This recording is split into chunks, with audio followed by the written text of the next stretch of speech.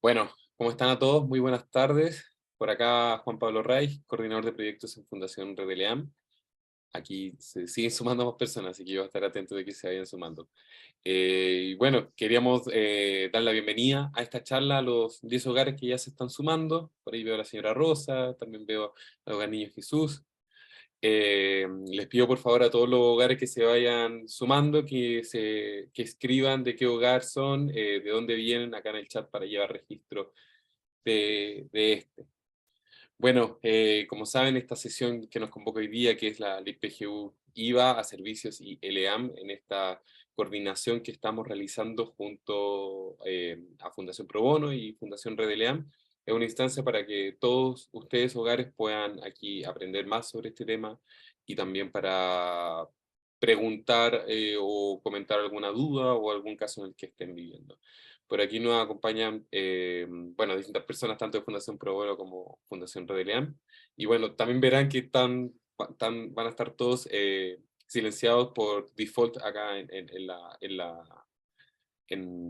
Zoom, ¿no? Así que si es que en algún minuto, dependiendo de cuando nuestro expositor Darío Romero dé espacio para preguntas, yo voy a estar atento para activar el micrófono. No sé si alguien de las personas acá, tal vez Soledad o Teresita, quieren decir algunas palabras antes de partir. Solo te voy a reactivar el micrófono. Ahí sí. Hola, ¿qué tal? Buenos días, buenas tardes ya a todos los hogares. En primer lugar, digamos, gracias por estar acá, a este estudio que nos está acompañando hoy día, que es parte de Fundación Pro Bono, digamos, con la cual efectivamente realizamos este tipo de asesorías legales, talleres, etcétera. Llevamos alrededor de 2 años trabajando juntos. Así que ojalá que sea bien útil para ustedes. Justamente esta necesidad se levanta de los hogares respecto de lo que está pasando con los servicios, digamos, y el IVA. Así que agradecer a Darío, que va a ser hoy día el que me va a presentar, y siéntase con la confianza de lo que decía Juan Pablo, preguntar, digamos, y aclarar sus dudas. En esta ocasión es una oportunidad, digamos, que hay que aprovechar. Así que agradecer a todos los presentes y démosle, digamos, aprender. Muchas gracias, Soledad. Bueno, a continuación va a exponer Darío Romero. Voy a comentar un poco de su currículum. Darío Romero es socio del área tributaria de EY, especializándose en materias tributarias relativas a fusiones y adquisiciones, así como inversión internacional y asesoría corporativa. Tiene más de 18 años de experiencia y es abogado de la Universidad de Chile, magíster en Derecho Tributario en la Universidad Católica, y asimismo ha cursado diplomados y postítulos en Finanzas, Economía y Comercio Internacional. Actualmente dicta cursos de posgrado en la Universidad de Chile relativos a tributación internacional y participa regularmente como expositor en charlas y seminarios. Miembro activo del Instituto Chileno de Derecho Tributario y del capítulo chileno de la International Fiscal Association, IFA, me imagino, esa debe ser la sigla. Así que los dejo con Darío y desde ya muchas gracias. Cualquier cosa o duda, vamos a estar atentos en el chat y bueno, aprender, como dijo Soledad. Muchas gracias. Hola, ¿qué tal? ¿Cómo están? Espero que hayan aprovechado la oportunidad de ir a buscarse un cafecito porque no hay nadie salvo los tributaristas a quienes le entretengan demasiado los temas tributarios. Voy a tratar de hacer mi mejor esfuerzo porque sea más o menos interesante. La charla está como dividida conceptualmente en dos partes. La primera es un repaso de qué es lo que pasó con esta modificación legal de IVA a los servicios.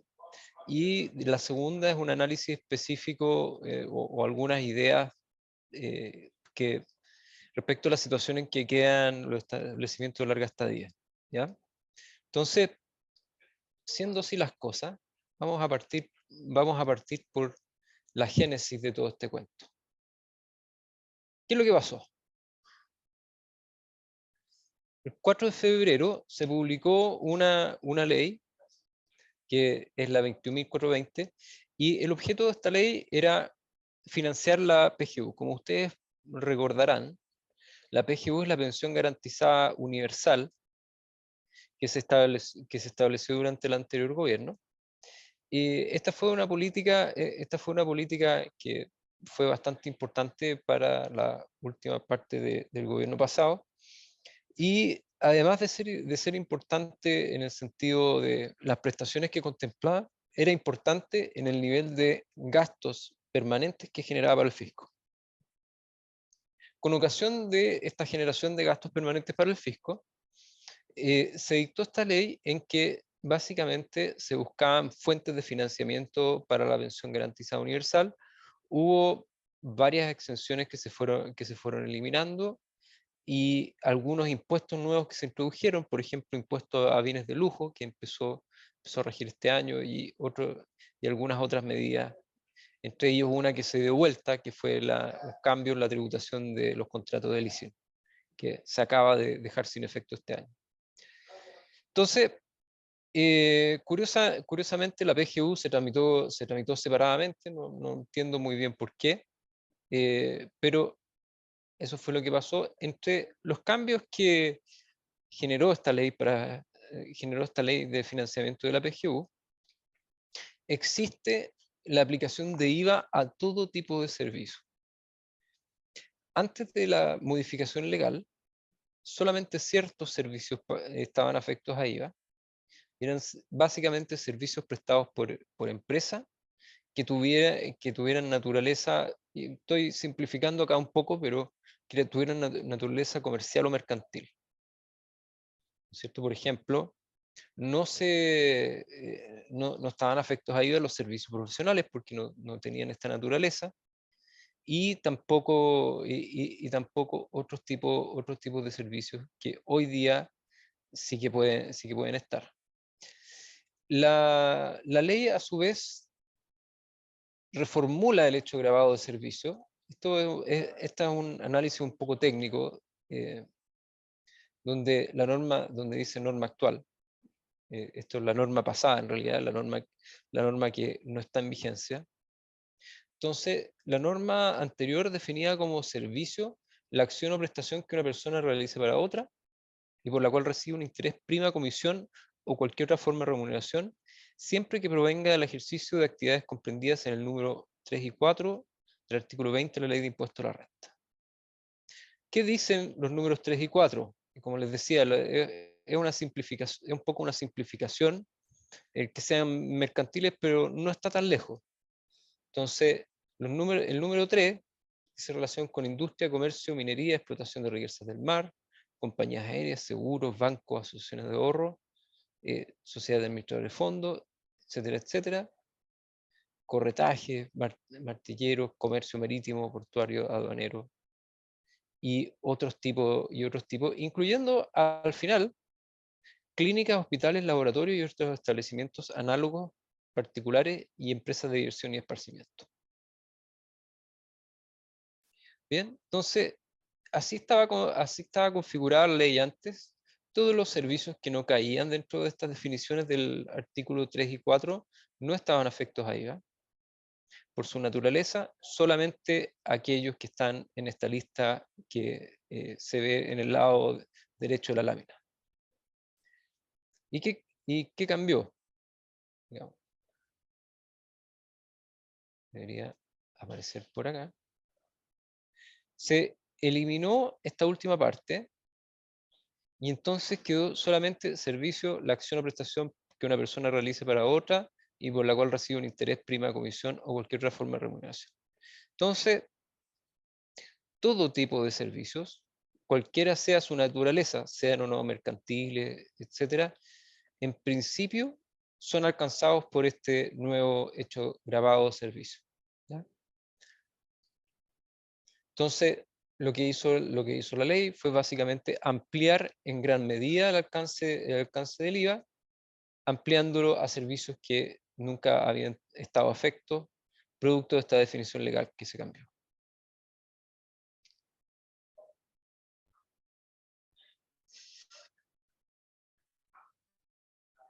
Entonces, se reformula el hecho grabado. ¿Y qué son las conclusiones que podemos sacar de todo esto? Como el hecho grabado es muy amplio, entonces, para poder decir que algo está afecto o exento de IVA, tiene que contar con una exención explícita y específica. La ley del IVA tiene un catálogo de exenciones que con ocasión de la PGU se amplió de algún modo. ¿Ya?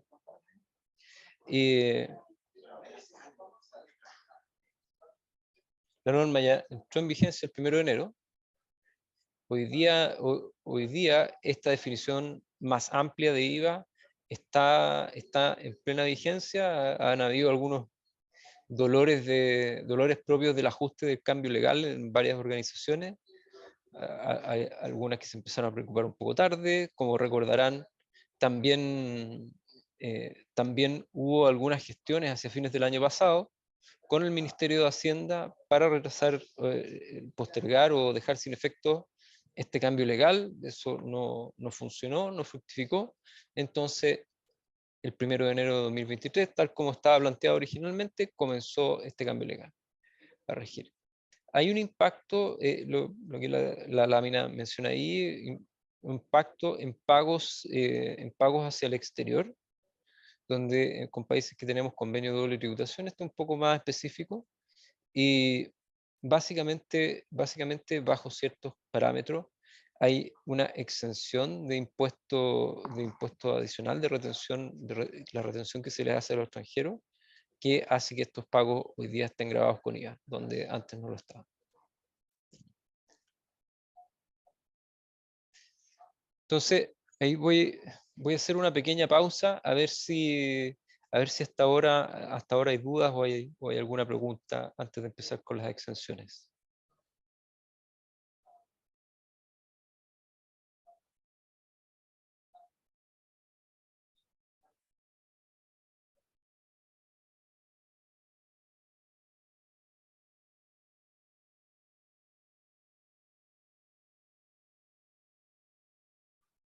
¿No? Bueno.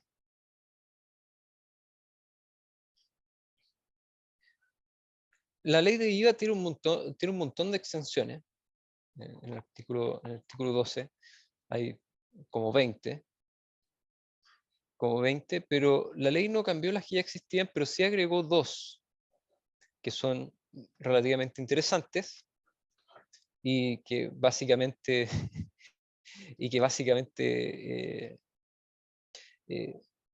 el gobierno consideró que grabar ese tipo de cosas con IVA sí generaba un impacto indeseado en la población, ¿no es cierto? La primera de ellos siendo la exención a los servicios de transporte y educación.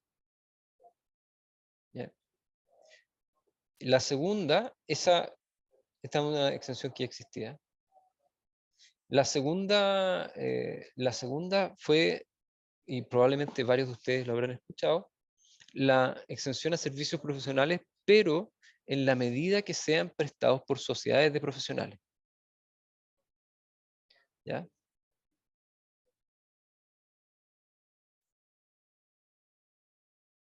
Y una última interesante, que probablemente sea interesante para los ELEAM, son servicios, prestaciones y procedimientos de salud ambulatorios, que se proporcionen sin alojamiento, y aquí es donde empieza a ponerse un poco más problemático, alimentación o tratamientos médicos para recuperar la salud propia de prestadores institucionales de salud, tales como hospitales, clínicas o maternidades. ¿Ya? Entonces, el tercer agregado son servicios de salud ambulatorio. Vamos a ver más adelante qué entiende exactamente el servicio por, digamos, procedimiento de salud ambulatorio. Entonces, esas son las exenciones que agregó. Otra cosa que me parece interesante de resaltar es que los servicios que prestan personas naturales están exentos desde antes y siguen estándolo bajo la nueva norma. Entonces, cuando una persona natural a ustedes les presta servicio y les emite una boleta de honorario, esa prestación de servicio está exenta de IVA.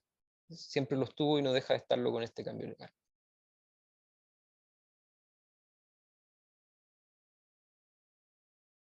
Entonces, aquí una de las cosas que incluye finalmente el servicio ambulatorio son insumos y medicamentos, siempre que sean utilizados o consumidos en el procedimiento e incluidos en el precio. Y se excluyen los servicios laboratorios.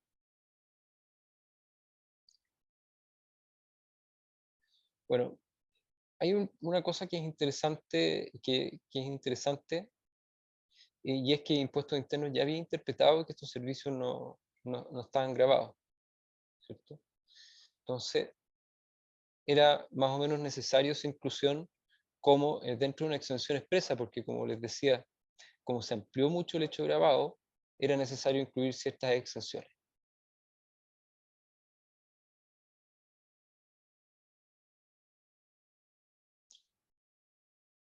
Entonces, si tienen voy a ir sobre la exención de servicios ambulatorios. Entonces, pero antes de eso, no sé si hay alguna pregunta. Los LEAM privados con fines de lucro pueden optar a esta excepción. No sé a cuál exención se refiere la pregunta.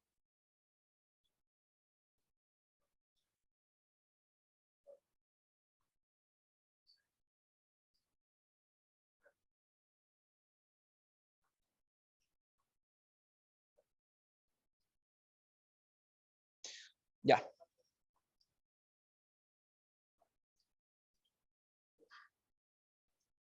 Entonces, Hernán, sí, Hernán Gutiérrez tiene la mano levantada.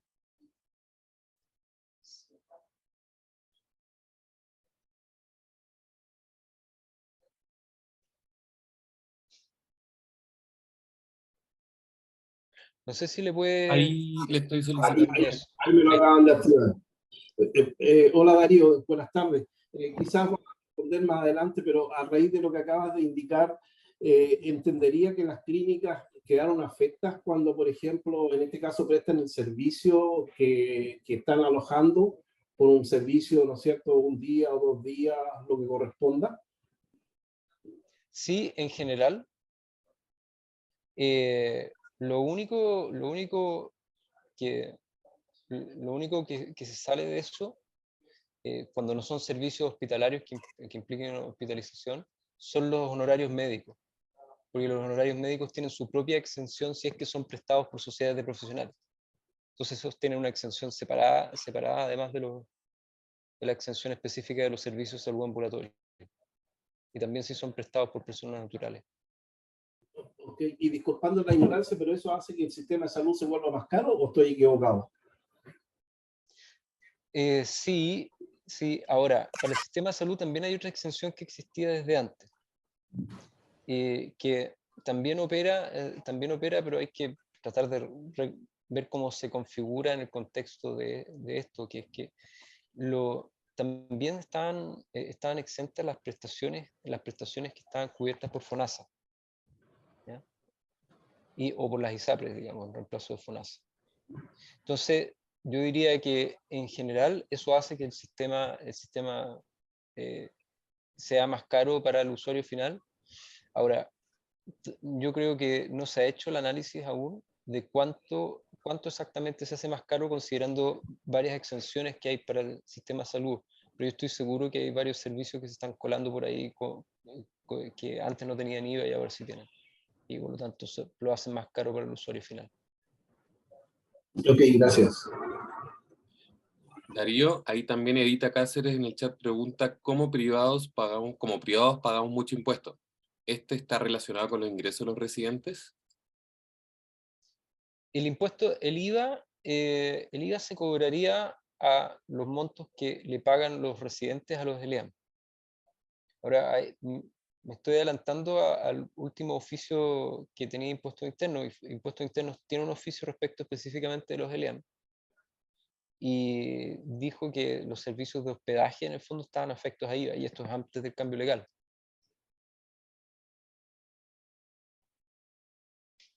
Entonces, dice relación con los montos que los residentes pagan a los ELEAM, principalmente. Si es que los ELEAM deben recargar IVA o no en los servicios, en los cobros que hacen a los residentes.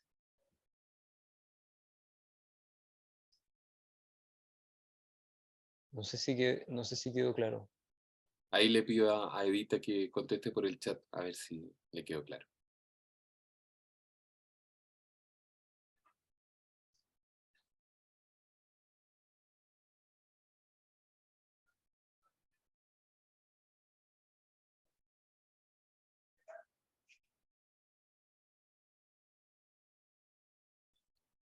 Bueno, ahí dijo que ok.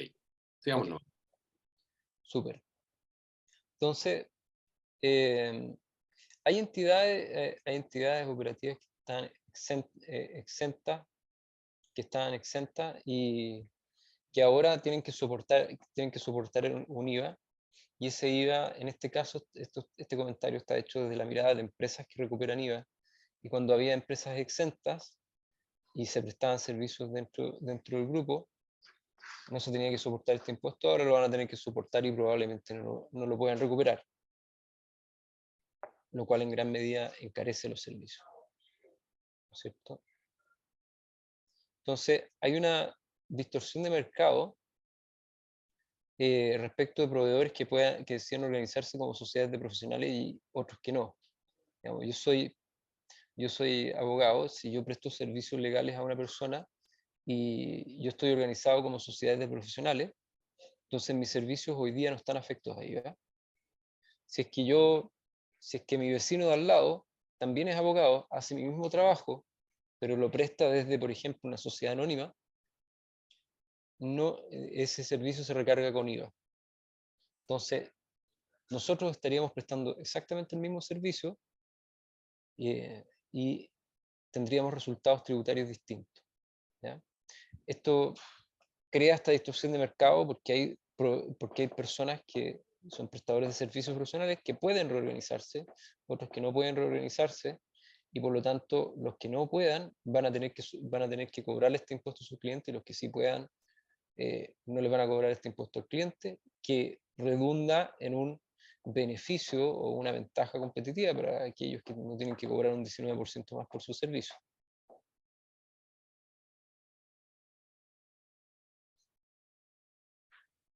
Este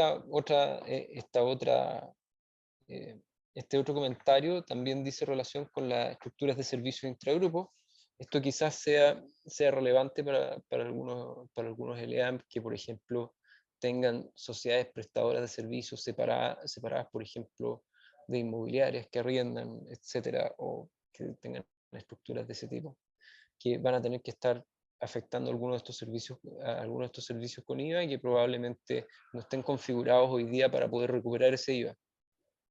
Que van a tener que hacer algunos análisis para poder ver si es que ese es un impuesto que es posible recuperar o que derechamente se va a perder y que es un mayor costo.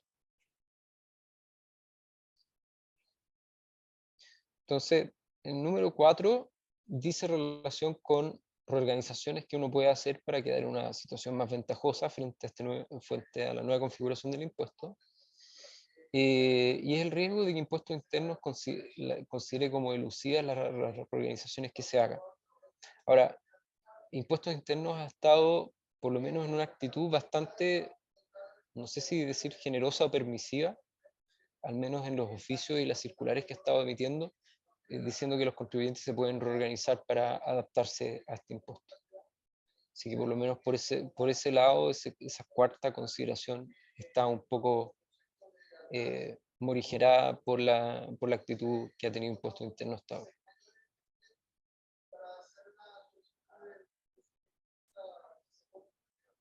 Otra cosa interesante es que la norma partió el 1 de enero de 2023, por lo cual todos los servicios prestados a partir de esa fecha quedan a efecto. Ahora, impuestos internos también tuvo una interpretación bastante particular, diciendo que todos los servicios, estableciendo como fecha de corte la fecha de facturación.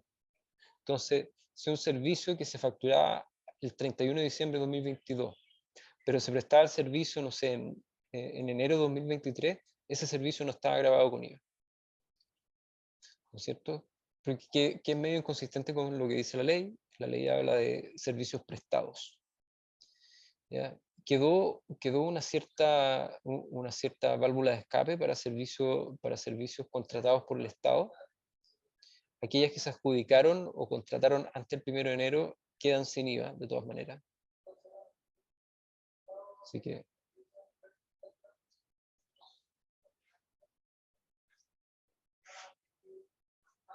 hasta acá no sé si hay más preguntas.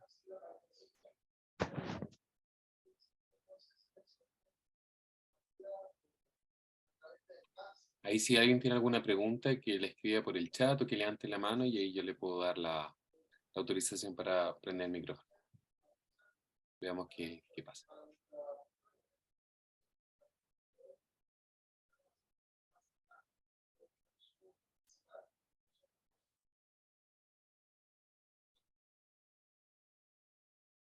Bueno, súper. De todas formas, vamos a dejar abierto un espacio de conversación hacia el final.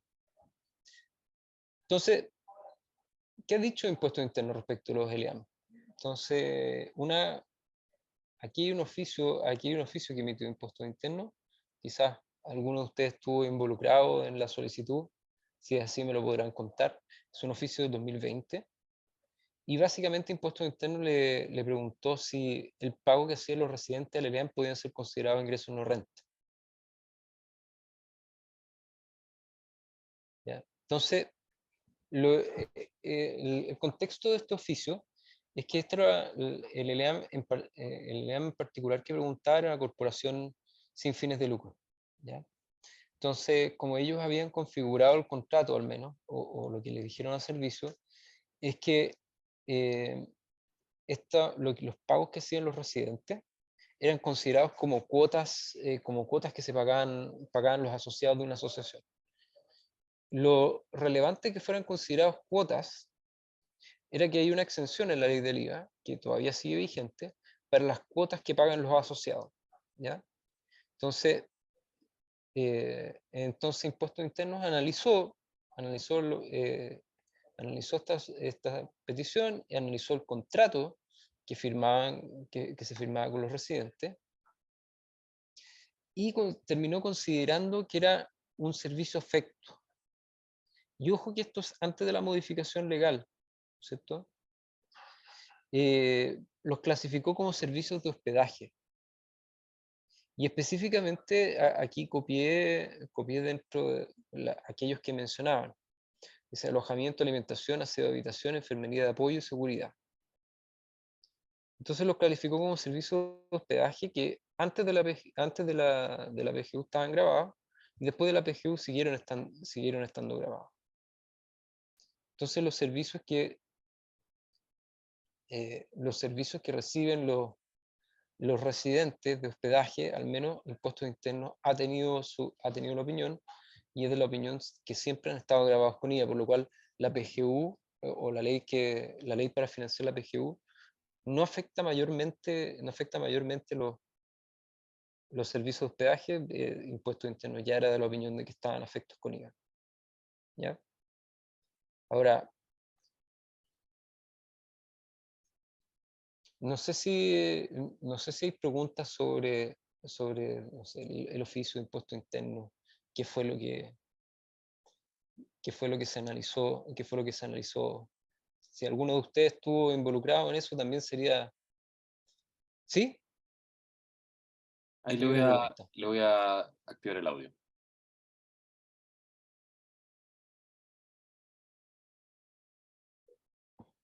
Ahí le debería llegar una notificación. Ahí está.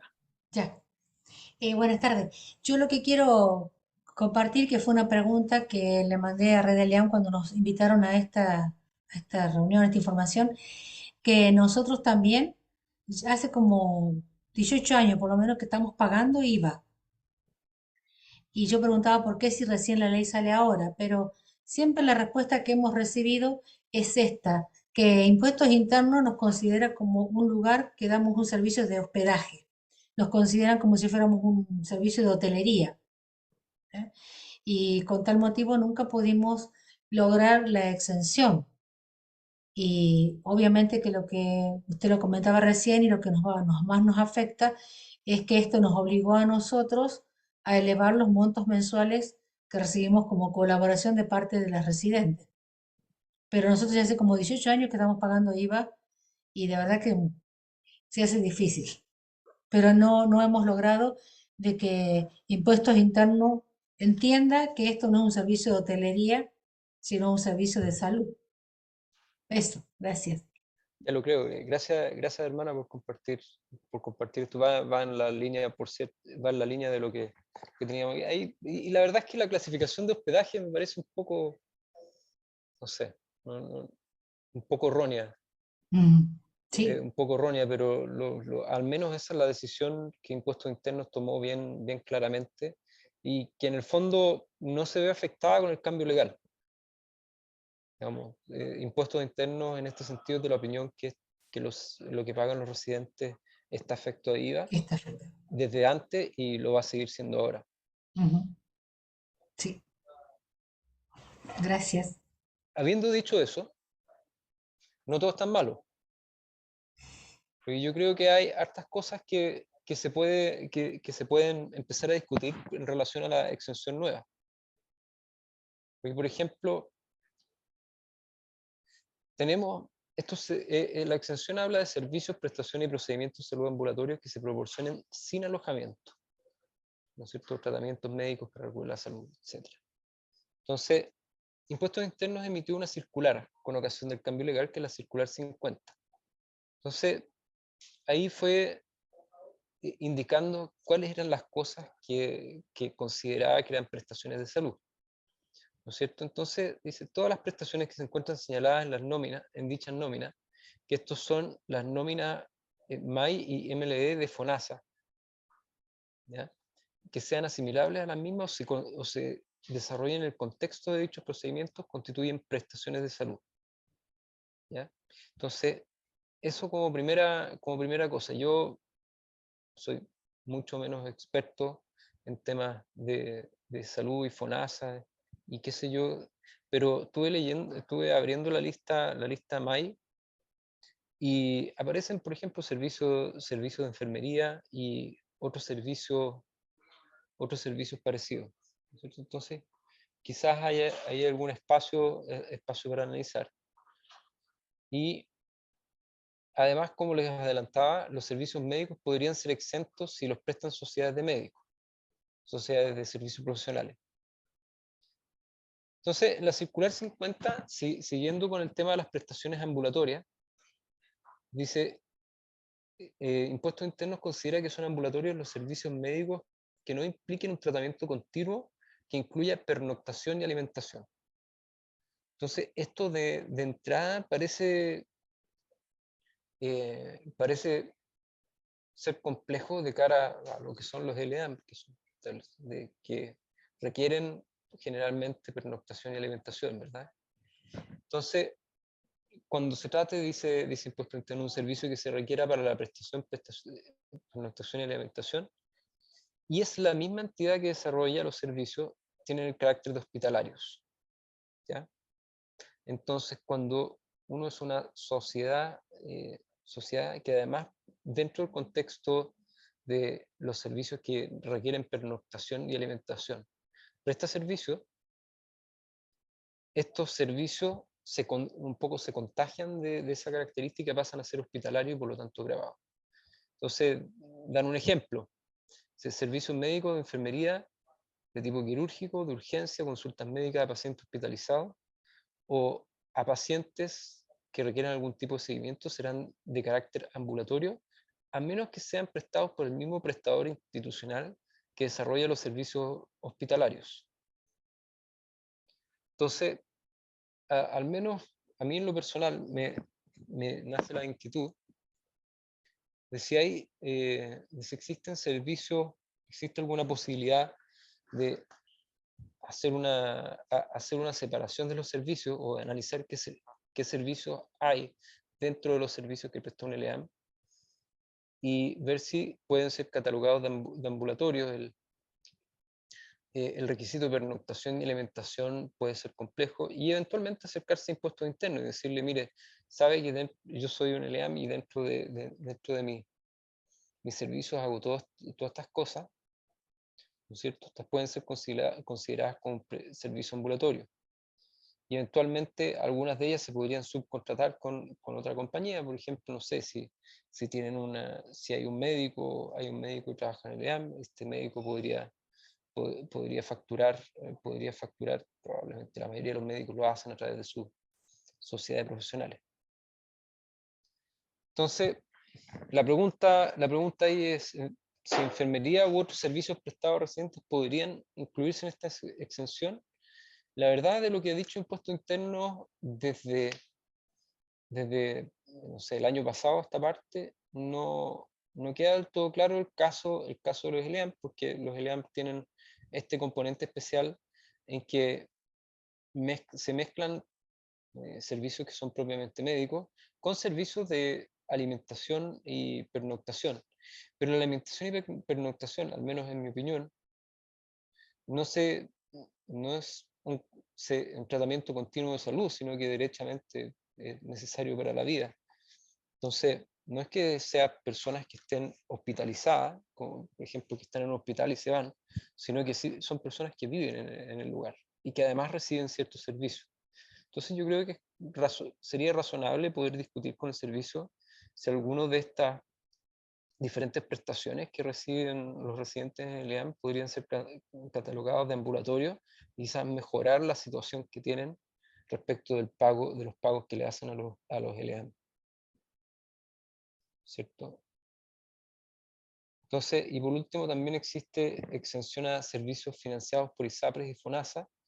Yo sospecho que aquí ni ISAPRES ni FONASA tienen mucha cobertura de servicios prestados por EAM, pero quizás ustedes me podrán corregir.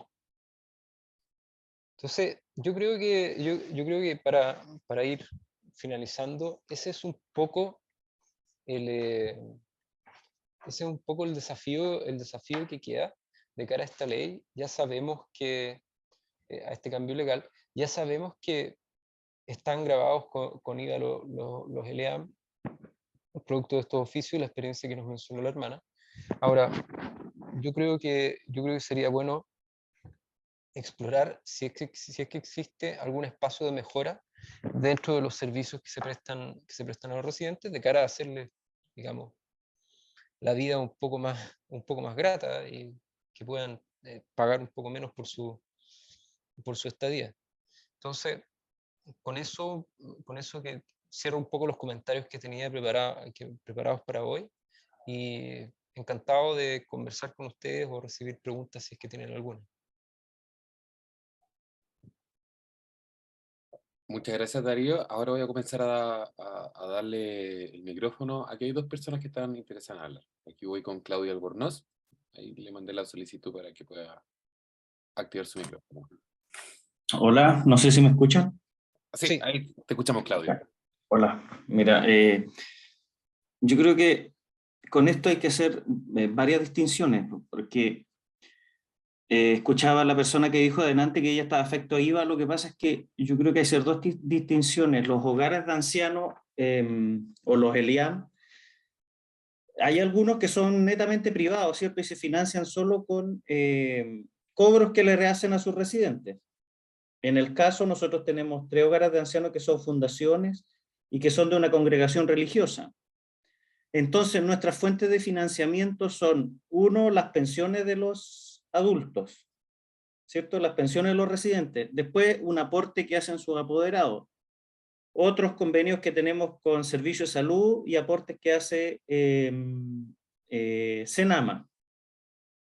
Entonces, yo creo que en estos casos, con toda esta mezcla de aportes que tenemos, al menos estos hogares que funcionan como fundaciones, Impuestos Internos no nos ha cuestionado que no cobremos IVA.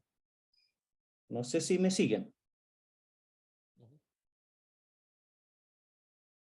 ¿Aló, me escuchan? Sí. Ya. Ahora, con el cambio de la ley, yo creo que el Servicio de Impuestos Internos se va a poner más complejo con respecto a los cobros que se hacen, porque, por ejemplo, nosotros tenemos un convenio con Servicio de Salud donde le hacemos una factura exenta, que yo consulté con ellos porque efectivamente a partir del 1 de enero de 2023 les dije que había cambiado la ley, por lo tanto, si nosotros debíamos hacerle una factura exenta. Ellos hicieron las consultas y seguimos haciendo una factura exenta por los cobros que no hacen ellos. Con el miedo de que en cualquier momento el Servicio de Impuestos Internos nos diga, no, ustedes están haciendo servicios afectos que deben ser facturados. Como por ejemplo, nosotros tenemos un convenio de camas sociosanitarias. Los aportes que nos hace Senama no deberían seguir siendo exentos porque es una subvención que nos da. Eso seguro. Pero el tema está con los con lo que recibimos nosotros como pago de pensiones, más el aporte que nos hacen los apoderados. Que hasta el momento, yo creo que, como dice la circular anterior, están afecto a IVA, siempre han estado afecto a IVA, pero los hogares de ancianos se han hecho un poco, o los ELEAM nos hemos hecho de fundaciones un poco los locos y no hemos declarado eso, no le damos factura a las personas porque lo tratamos como una donación, que yo creo que estamos al límite de lo legal. Pero yo creo que ahora sí el tema está más complicado. Yo creo que sí ahora nos van a empezar a cuestionar el tema de por qué no estamos dando las boletas por lo que recibimos como aportes de pensiones y lo que nos realizan los apoderados. Entonces, yo quería un poco más que me aclararan esta situación digamos, con respecto a eso. ¿Qué pasa? Porque yo creo que lo que está afecto en este momento a nosotros son los cobros de pensiones que nos pagan cada residente más el aporte que realiza el apoderado. Sí, lo que te podría decir en ese sentido, Claudio, es que el caso, en el fondo, más allá de que sea el aporte de una pensión y de los apoderados, en el fondo es una contraprestación por el servicio que se le presta al residente. Y es como, en este contexto, es como medio feo hablar de servicio y remuneración, pero esa es la terminología en que se maneja impuesto interno. Entonces, yo diría que en principio, bajo el criterio que tiene impuesto interno, digamos que si se la pagan los apoderados o si se la paga el residente, entonces de todas formas alguien está pagando una remuneración por un servicio que se presta. Ahora, si es que en el fondo no hay una segunda mirada de impuesto interno a las fuentes de la donación, bueno, ahí veremos qué es lo que pasa y quizás vale la pena también discutirlo con ellos. Claro, porque nosotros no tenemos ninguna otra alternativa porque como sociedades profesionales no podemos actuar. Porque sociedades profesionales sería solamente por una prestación ambulatoria o por una prestación que esté en el famoso, en el MAI o en el MLE. Y además para poder hacer una sociedad profesional tiene que ser profesionales afín. Entonces, bajo esa perspectiva no se puede. Lo otro de que los ELEAM, los fondos son tan bajos que es difícil poder recontratar servicios hospitalarios externos o servicios, digamos, de atención ambulatoria externa, porque generalmente los ingresos que tenemos se van casi todos en costos de alimentación y pago de remuneraciones. Entonces, lo único que nos queda es que una de las ventajas es que si pagamos IVA podríamos recuperar crédito fiscal, entonces nuestro análisis va por estamos haciendo ese análisis. Pues, ¿cuánto es lo que tendríamos que subir, cierto, a algunos residentes para poder cubrir lo que no nos daría el crédito fiscal? Sí, porque, dicho de otro modo, ese es un súper buen punto. Dicho de otro modo, ustedes como ELEAM, si es que están facturando sin IVA o si es que reciben ingresos sin IVA, hay un montón de egresos que sí están afectos a IVA. Exactamente, y que no están recuperando. Claro, sí, yo creo que la ventaja va por ahí. De insumos y todo eso. Que podríamos recuperar, no el 100% del crédito fiscal, porque también tenemos una factura exenta, pero yo creo que podríamos recuperar un 60% del crédito fiscal. Entonces, para los ELEAM que en estos momentos, digamos, estamos en esta disyuntiva, porque yo creo que vamos a tener que llegar a emitir boletas, porque si no, vamos a meternos en otros problemas, ¿cierto? Que al final el remedio nos va a salir, o sea, claro, el remedio nos va a salir más caro que la enfermedad. Y una de las que se puede hacer es empezar a recuperar el crédito fiscal. Sí, e ir analizando, yo también creo que también hay pedacitos que se pueden ir viendo si es que servicios de enfermería y qué sé yo pueden ir separándose, porque por lo menos para mí, o sea, hay pernoctación y alimentación, en el sentido que dice impuestos internos, evidentemente en un ELEAM, de eso no cabe duda, pero no es una pernoctación y alimentación relacionada directamente con el servicio de salud, sino que es una pernoctación y alimentación que dice relación con vivir en un lugar. Sí, sí entiendo. Lo que uno podría hacer es separar, ¿cierto? Un análisis de cuánto me sale el costo de los servicios, digamos, de servicios, prestaciones médicas, ¿cierto? Y cuánto es y eso hacerlo exento y otra parte hacerla afecta. Y ahí Y ojo que no son podríamos... solamente médicas, son prestaciones de salud en general, Exactamente. por lo cual tiene enfermería también, que yo diría que en gran parte de lo que se incluye entre los costos y los insumos y todo eso.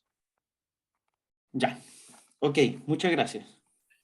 Hernán también tenía la mano levantada y después había alguien en el chat que de casa sonriéndole a la vida. Así que partamos con Hernán.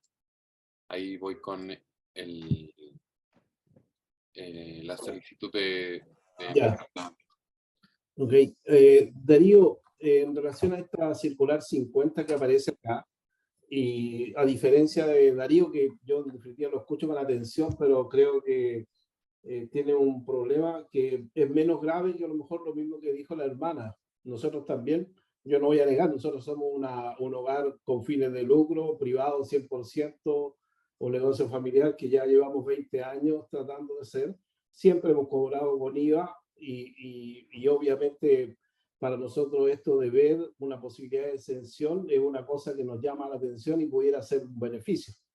Dado esas características y viendo lo que tú indicas acá, o lo que dice, para entender, porque dice, cuando se trata de un servicio que requiera para su prestación, ¿no es cierto? En este caso, bueno, me imagino que todos los lean tienen, ¿no es cierto?, abuelitos con Alzheimer, abuelitos con demencia senil, donde efectivamente las personas son dependientes, o sea, no hay una libertad que alguien diga, este abuelito aquí está porque quiere, sino que efectivamente hay un suplemento a lo que no es capaz de entregar el FONASA o cualquier otra entidad estatal.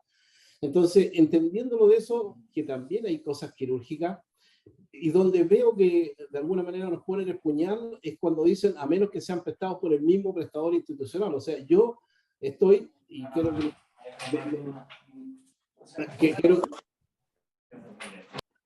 quiero que me indique a lo mejor si que estoy en lo correcto, que claro, nosotros pudiésemos hacer a lo mejor una prestación exenta de todos estos servicios, alimentación, enfermería, y tratar de decir, ya, si yo cobro X, partir esta X por la mitad y la mitad exenta y la mitad afecta. Pero esa mitad que sería exenta no podría hacerla yo, tendría que crear una sociedad diferente que tenga ciertas características que el servicio de impuestos internos me las pueda aceptar. No sé si estoy en lo correcto. Sí, mira, esa es una forma de leerlo. Ahora, yo diría que impuestos internos, por lo menos en la definición que dio aquí, en el fondo lo copié de la circular 50, dice que los servicios requieren un tratamiento continuo que incluyen pernoctación y alimentación. Entonces yo creo que como lea uno esa parte, le da, digamos, todas las consecuencias hacia abajo.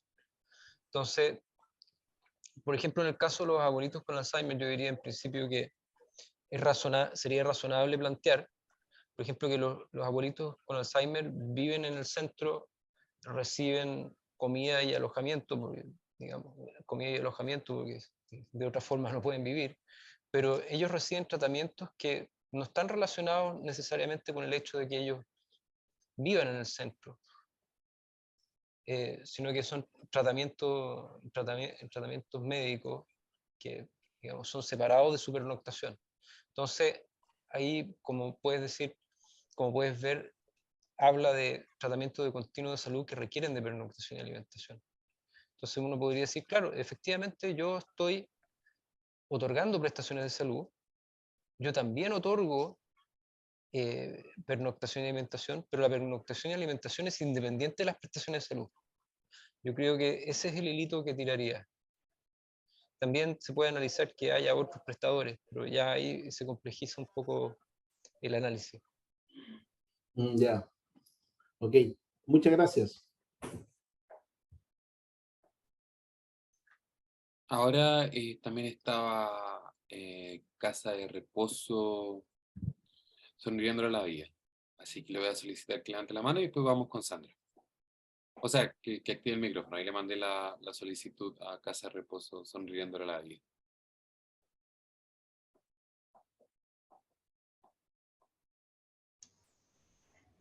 Ahí sí.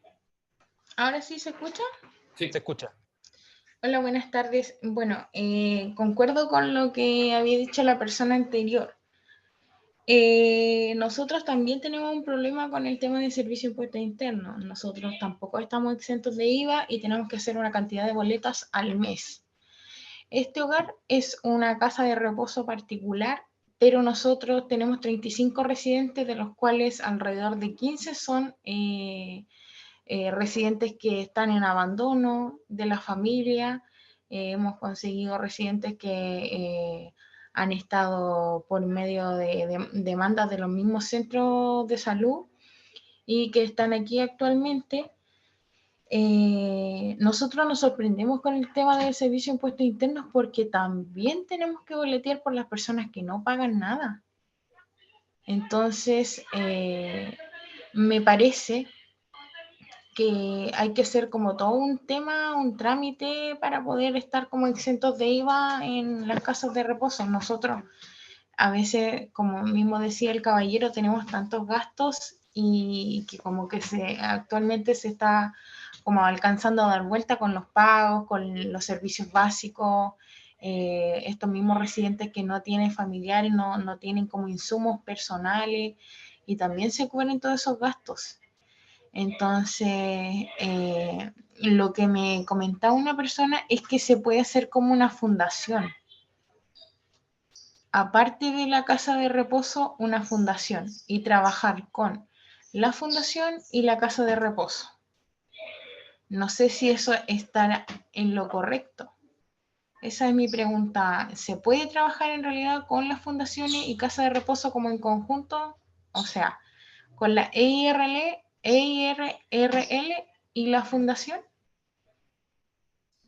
Sí, a ver, y en ese caso me imagino yo que la idea sería que la fundación recibiera donaciones que se pueden utilizar, digamos, para prestarle servicio o para prestaciones para los residentes. Yo creo que no es distinto a lo que nos comentaban un poquito antes respecto de las donaciones que reciben ahora, porque en el caso del oficio que les mostré antes, el 1125-2020, el que preguntaba también era una organización sin fines de lucro, era una corporación, no una fundación, pero también era sin fines de lucro y básicamente quería considerar que los residentes hacían aporte a la corporación. Entonces el impuesto interno le dijo, no, lo siento, igual está grabado con IVA. Así que yo creo que a esa operatoria habría que darle una vuelta. Ok. Tengo entendido que como fundación, es que son, como usted mismo decía, son diferentes entidades. Están las corporaciones, las fundaciones y me parece que hay otras más. Hay que investigar bien y ver cuál convenga más para poder trabajar con las dos. Así estaríamos como exentos de IVA. Pero lo que más, no sé, como mi duda, ¿se paga impuesto por las personas que no cancelan nada? ¿Cómo podríamos hacerlo en ese caso? No deberían, porque si usted no recibe una remuneración por el servicio, entonces no hay IVA que pagar. Si el IVA es el 19% de la remuneración, si la remuneración es cero, no puede haber IVA. Claro, lo que me decían los de impuestos internos es que hay que emitir boletas pero con un valor cero. Ya, no sé de dónde habrán sacado eso, no me hace ningún sentido. Bueno, muchas gracias. No, de nada.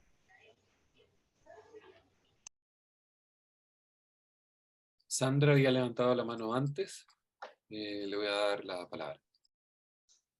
Sí, perdón, esta es la última que voy a poder contestar después. Me tengo que ir para otro lado. Pero Perfecto, Darío. encantado, si quieren que sigamos conversando después. Perfecto. Sandra, ¿estás por ahí? Te mandé la solicitud.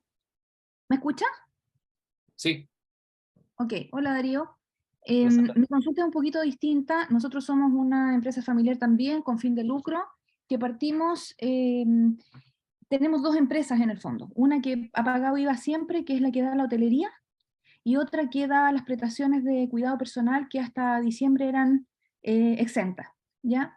Yo ahora lo que estaba haciendo, que no sé si está bien y me preocupa porque no sé si el tema finalmente de impuesto interno después me va a cobrar retroactivo probablemente, si es que estoy equivocada, es que he estado haciendo las boletas desagregando las prestaciones, que es un poco lo que has estado hablando tú. Boletas por prestaciones de enfermería, prestaciones de rehabilitación, para no meter al kinesiólogo único, digamos, y prestaciones de cuidado básico en la vida diaria, que es como la enfermería básica, ¿ya?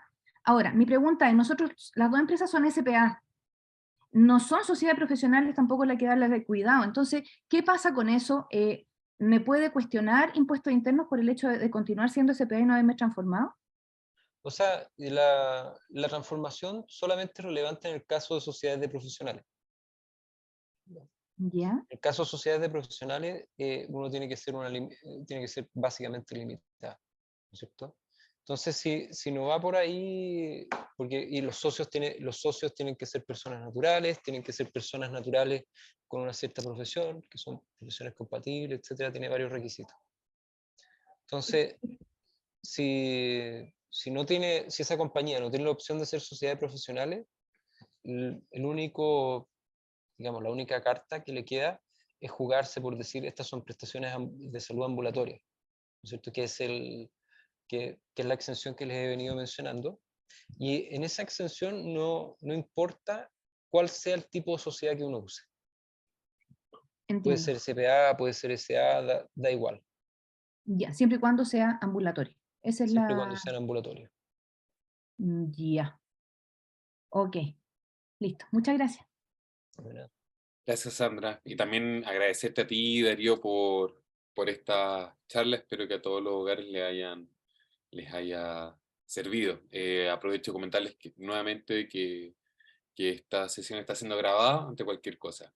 Así que eso, Darío, no sé si quieres decir algunas últimas palabras antes de ir cerrando. No, encantado de poder acompañarlo. Yo sé que estos cambios legales no son fáciles de seguir y también uno recibe mucha información contradictoria, así que me gusta poder apoyar a que se pueda entender y aclarar. Y bueno, y además ir tratando de analizar ciertas soluciones, ¿cierto? Claro. Yo creo que los servicios ambulatorios es un hilito que se puede tirar para ver si se puede mejorar la calidad de vida de los residentes. Así que eso nomás. Muchas gracias, Darío. ¿Te puedo pedir que dejes de compartir pantalla si podemos prender las cámaras y tomar una foto como para ir cerrando? Súper. Ahí mientras les pido a todos los hogares que puedan prender su cámara, nos demoramos un segundo en tomar una foto. Pueden peinarse, pueden amoronarse. A ver. Mientras terminan, voy a ocultar a aquellos que no puedan. Denme un minuto. Perfecto.